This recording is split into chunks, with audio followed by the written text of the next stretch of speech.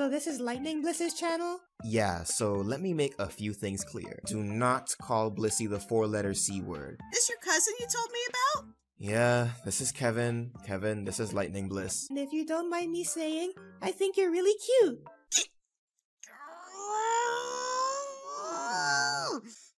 What did you call me?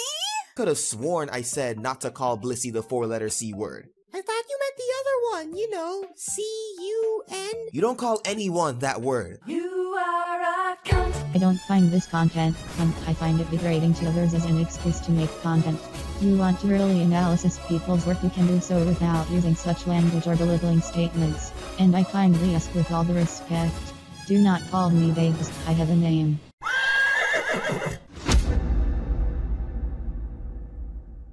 Welcome back to Brony Box, the show where I talk about Brony channels and how shit they are. This series has been on hold for a little bit, but now we are back. All the difficulties have been sorted out, so hopefully this series will be here to stay. But anyways, let's get on with the actual Brony Box formula. Today we'll be looking at the queen of Brony facts, the rainbow horse herself, Lightning Bliss. Even though I'm gonna be giving her a lot of shit, I will give props where props are due. Her animations aren't bad. They're kind of like those fun little animations that Triad actually used to make. They're not there for talent, they're just there for entertainment. With that said though, I don't like Lightning Bliss one bit. So let's go over her channel step by step, like usual. What did you call me? Lightning Bliss is one of those types of people who would look at how a video is presented rather than what the video is presenting. And actually the same goes for her fans. You can make a video that makes perfect sense, making genuine points that no one can debunk, but it will be a bad video because boo-hoo, it contained mean words. And when me and Owen did this, that video has, I don't know, like maybe 2,000 views when we commented on Lightning Bliss's thing. And literally like more than half are dislikes. And you know what? Not a single fucking commenter could critique our points. All they critiqued was the tone of our video. They said, you guys are mean. You guys are bullies. When in reality, if these, if Lightning Bliss watched that, we're actually doing what nobody else is doing and telling you why this is shitty and how you should fix it. That's called freedom of speech, by the way. She commented on my last Jasper Pie video, saying that I shouldn't use such language because it's belittling or whatever. But guess what, babes? Welcome to the fucking internet! Who cares if I say a bad word or present my points in a mean way? As long as I get my point across and it makes sense, that's all that matters. You can argue that the video I made isn't funny. That's fine, that's an actual criticism. But don't say that using mean language or being mean shouldn't be used. Like I mentioned before, her fans have the exact same mentality. Just dislike something just because it was negative. Because the world needs to be a happy and cheerful place where no one can be mean or express their negative opinions against anyone. Welcome to planet Earth, ladies and gentlemen, where negativity is punished with negativity. I think that she is one of the most pandering Brony channels I've ever seen. Her content is obviously made for little girls. You can tell that by her style of videos, her characters that she decides to use during her videos, how sickeningly bright and colorful everything is. Twink is great with kids. Now that's not particularly a bad thing for the main demographic to be little kids. However, the way that she does it, it affects her script in the wrong way. She makes everything dumbed down to Sesame Street.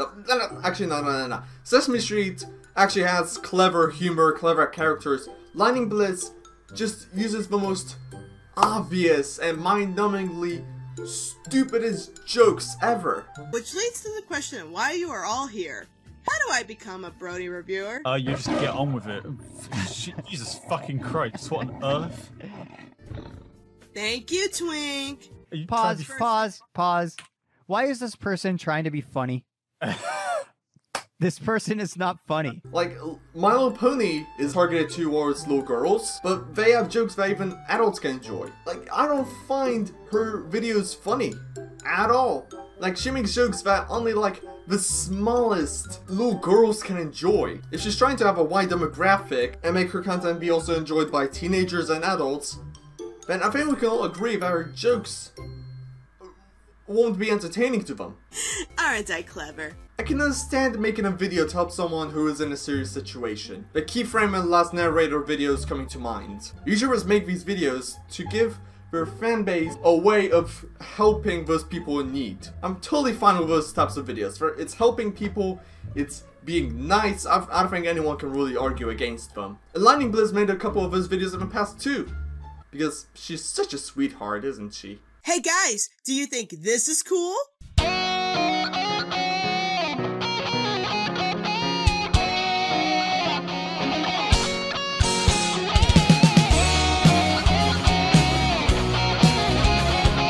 How about this?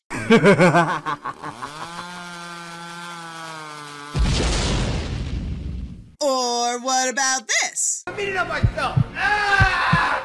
Why must I be aggressive over everything? If you think that is all cool, then you guys should definitely vote for Golden Fox on the Analysis Daily video. Instead of showing off why Golden Fox is a good analyst, she just shows off 3 random clips, which have nothing to do with analyzing.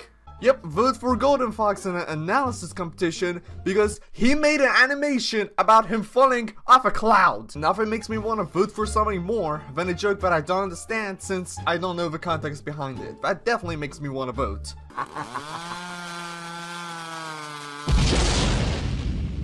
Dude, what the hell did you do? Oh, nothing. Let's just say I put her out of business. This isn't an animation or acting competition. This is like voting for an actor in an acting competition because the actor is good at football. Like, that has nothing to do with a fucking competition. You know what's worse than voting for someone because of a dumb reason? Hey you guys!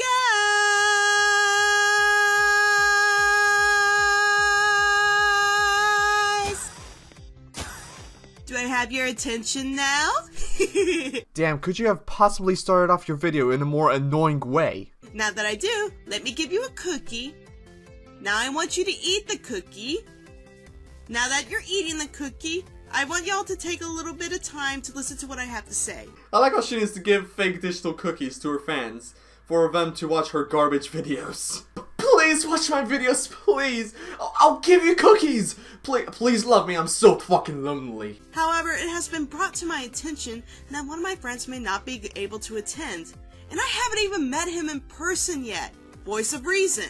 Thing is, Voice has hit on some hard times here and he's not able to afford to go to the BronyCon. Unless we step in and help him out just a little bit. The best way you could assist is to donate to the GoFundMe in the link below at the description. Guys, I ran out of money, but I really want to see this Harry Styles concert, so please pay for it. If he can't afford it, don't tell your fans to fucking pay for it. Her fanbase is filled with little kids, so I doubt her fans even understand how important money is. Meaning that they would just donate for the damn ticket without realizing how shit of an idea that is. Sweetie, where did you spend all of your pocket money that me and your father worked so hard to get? I gave it to a stranger that I've never met before so that he could go to horse convention. You are a failure. Donating to save a life, that is fucking amazing. That's fine. Donating to buy a fucking ticket. Are you fucking crazy? I need some coffee. Now think about having a creator looking over his or her work, talking about the frustrating or even the entertaining parts of the whole video making process. I think that's a really smart idea. It's kind of like what Ego Raptor did on Game Grumps channel. You know, looking over his past animations and talking about, oh, I remember doing this, or, oh, this is how you do this properly, or, oh, I really fucked up there. It gives us a new perspective from the actual creator's view of the video. It also gives us this new appreciation for the time and effort that got put into the product. However, you know what's not interesting at all? Seeing a person react to a video that they not only already seen, but also created. The object is simple. I call a shot and try to do it, and then you have to do a harder shot. If I can and you can't, I get a point. What is so interesting about you silently watching a video that you created? Why not just skip to the parts where you have something to talk about?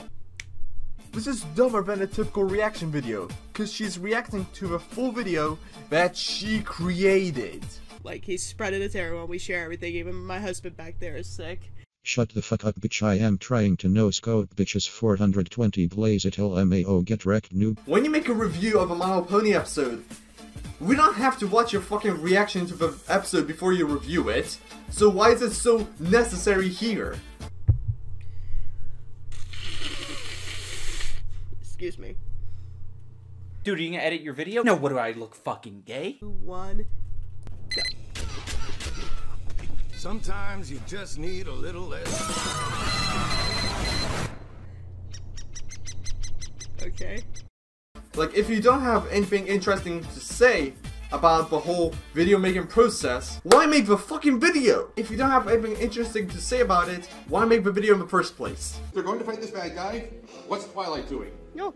No. Lightning Bliss is obviously scared of upsetting anyone, hence why she would go as far as making herself a hypocrite just to keep her friends happy. Do not use pony generator.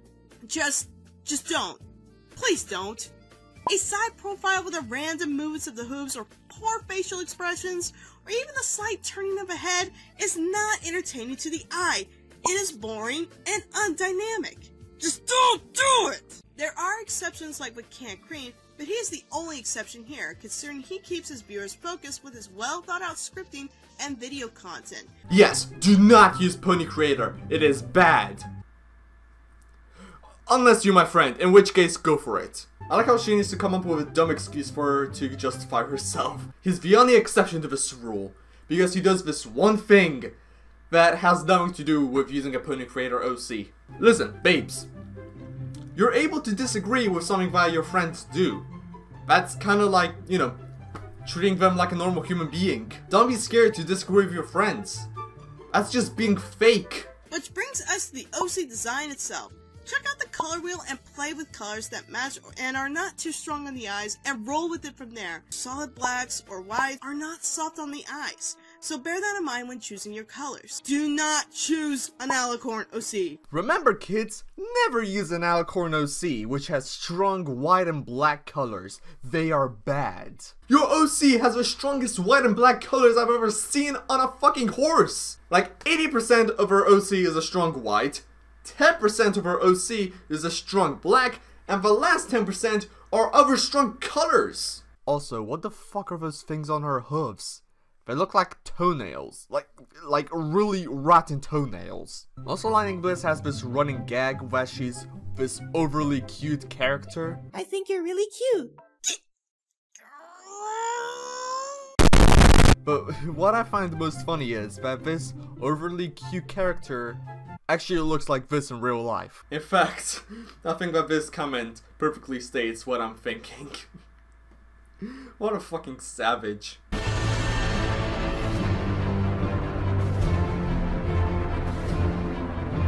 And once again, I am doing another special shout out to all my Patreons for the month of June 2017. The shout out goes out to Science Steel Rail, Game Act 3, Josh Scorcher, Kimberly Cook, Pulk Dragon, Zion Craze, Luna Hethane. Ah yes, start the first minute of a video with you reading off your Patreons in the slowest, dullest way possible.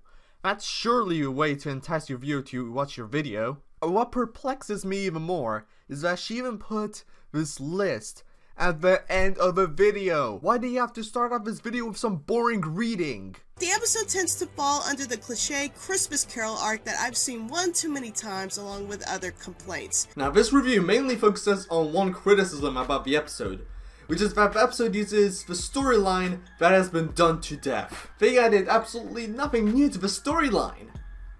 Now, okay, to you, Lightning Bliss, who, let's just be generous and say that she's around her mid-20s. This storyline is very common, and you've seen this done so many times before. But let's not forget who the main demographic for My Little Pony is. Because, let me tell you, it's not mid-20-year-olds, it's 8-year-old girls. Do you honestly think that an 8-year-old girl would have watched or even understood a movie like A Christmas Carol?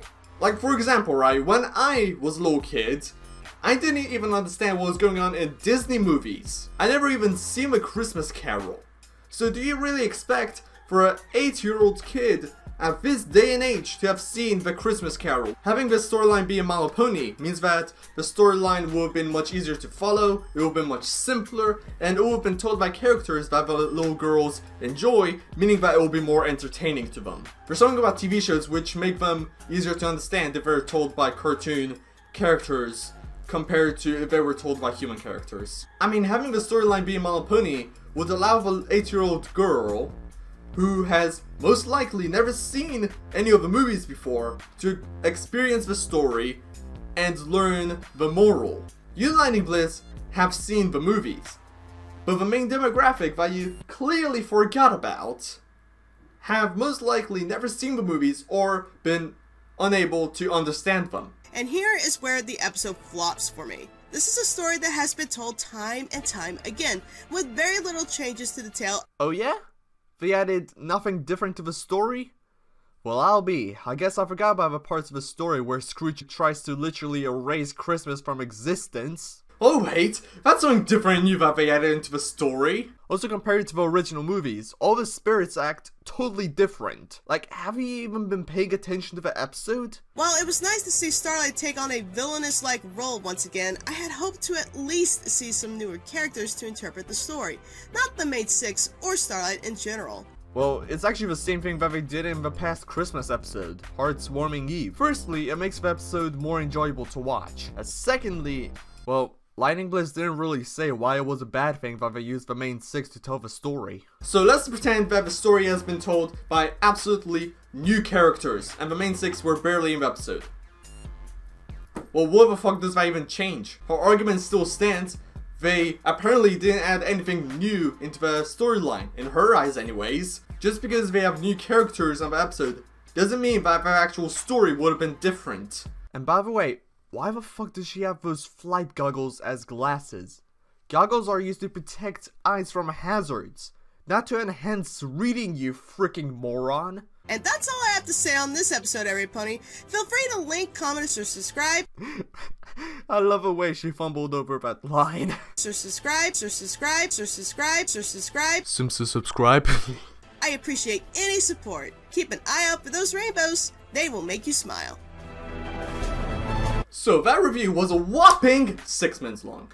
And actually, around 2 minutes of it was the intro and outro. So actually the whole review was 4 minutes long. And all we got out of it was that the storyline was recycled, the music was nice, and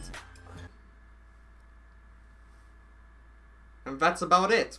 Wow, isn't that like the most in-depth review you've ever heard? Subscribe. And that is all for this episode of Brony Box, a really different looking Brony Box. I hope you guys enjoyed it, and hopefully this series will be turning out to be more entertaining and enjoyable. So anyways, there you go, see you guys later. And I kindly ask with all the respect, do not call me babes, I have a name.